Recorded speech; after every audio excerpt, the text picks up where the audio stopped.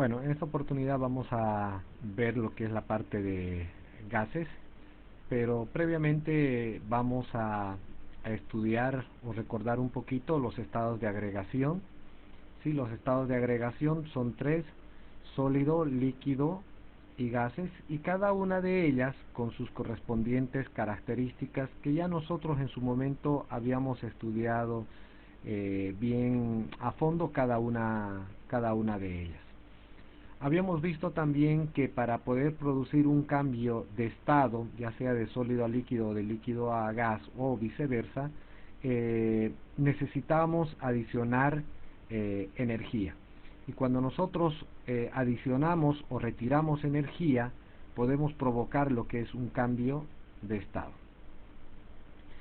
Para poder entender o para poder estudiar los gases ideales, los vamos a clasificar en dos grandes grupos, ¿sí?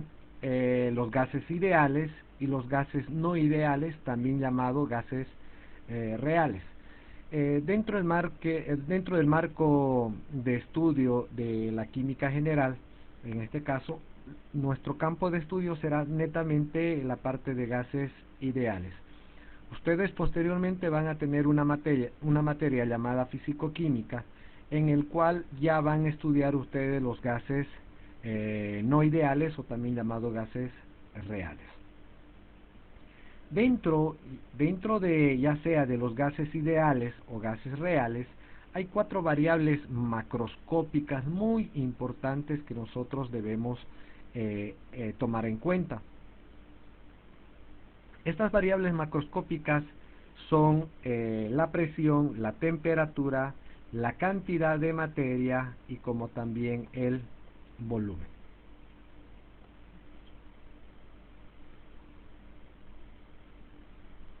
Entonces es muy importante con respecto a estas variables macroscópicas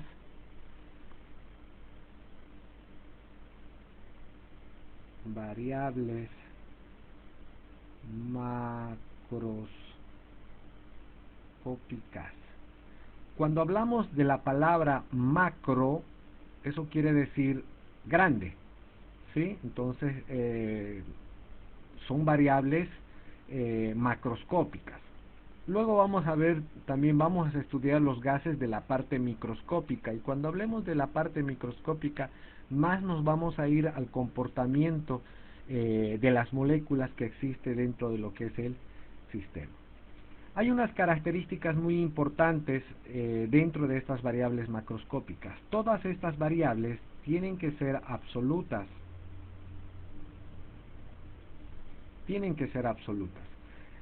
Muy importante en estas dos variables. La presión tiene que ser absoluta, y no se olviden que la presión absoluta es igual a la presión manométrica más la presión atmosférica, ¿sí? Más la presión atmosférica.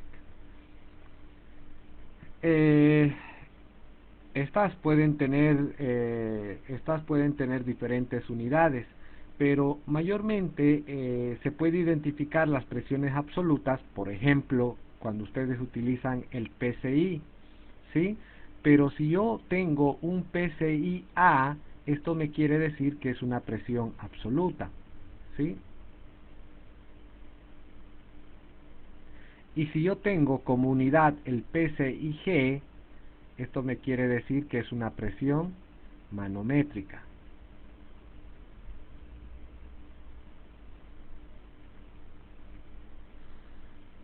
Bueno, entonces cuando esté estudiando los gases y esté utilizando la presión, tiene que estar en absoluta.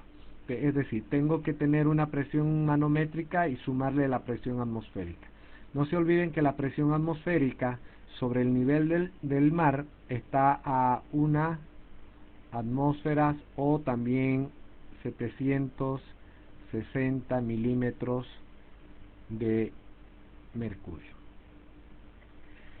En cuanto a las cuatro variables, en cuanto a la temperatura, existen cuatro variables. Existen los grados centígrados, existen grados Fahrenheit, existe Kelvin y existe Rankine. de estas 4 unidades de temperatura, hay dos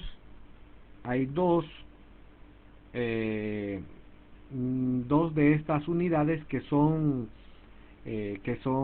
absolutas. En este caso serían estas dos. Estas dos de acá son unidades absolutas. Es decir, que cuando yo esté utilizando la fórmula de los gases ideales, cualquiera sea la fórmula, pues tiene que estar en unidades Kelvin o en unidades Rankine. Mayormente se utiliza Kelvin. No, por favor, no confundan, no es grados Kelvin. Los grados representan a unas temperaturas relativas. Estas son presiones absolutas, por lo tanto no llevan grados. Entonces, cuando yo esté manejando gases ideales, sí o sí la temperatura tendría que estar en una de estas dos unidades. La presión también tiene que ser absolutas. Bueno, en cuanto a la cantidad de materia, esto se refiere a la masa o a los números de moles. ¿Sí? El volumen puede tener cualquier otra unidad, no hay ningún problema.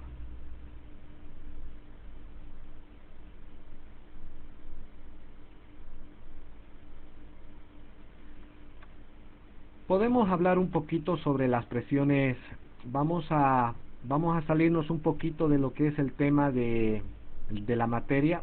Analicemos un poquito sobre lo que es las presiones.